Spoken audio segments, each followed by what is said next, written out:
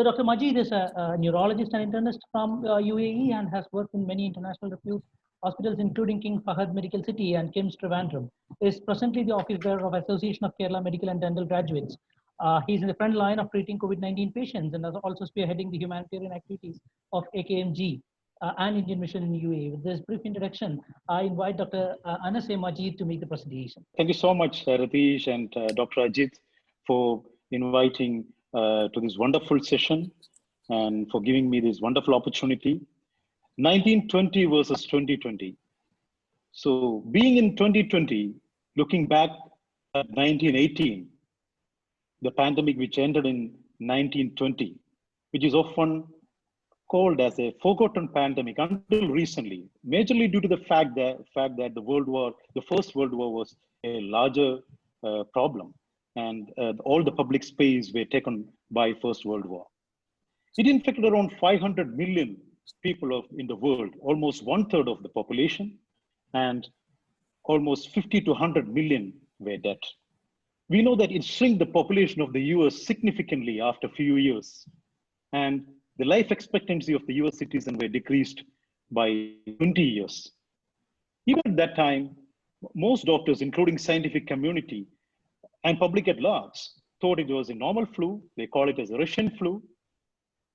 Only to know that after some time, it was not a pandemic of flu, it was a pandemic of pneumonia.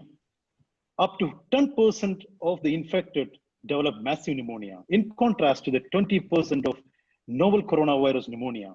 We should view in perspective. Majority recovered then and now. Many in the US call it as German plague, and the British called it as French plague because their antipathy to the French was more than the Germans. So we find it very similar to the terminology of Chinese virus, right? There were a lot of conspiracy theories. The company which made aspirin was alleged to have alleged to spread the virus globally.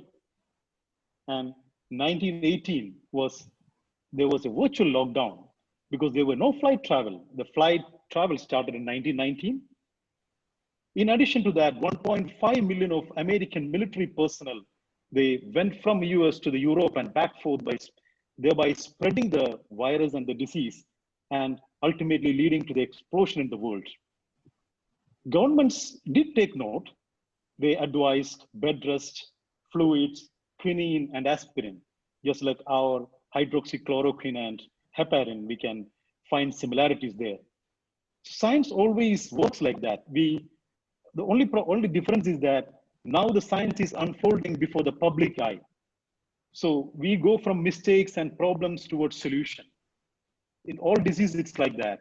But now in our generation has not seen anything like this when the science unfolded before the public. So thereby them getting confusing messages. Next slide, please. We know masks were introduced and businesses were closed, but the bodies piled up. The masks were even produced by Red Cross volunteers, and the factory workers, we can see that factory workers were wearing masks.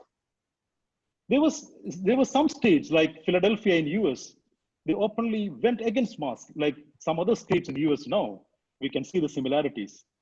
So Philadelphia found 15,000 people dead in a short span of time, whereas St. Louis, they implemented $5 fine for those who are not wearing masks, thereby escaping the problem. Next slide, please. We have, even in 1918, there was arsenicum album.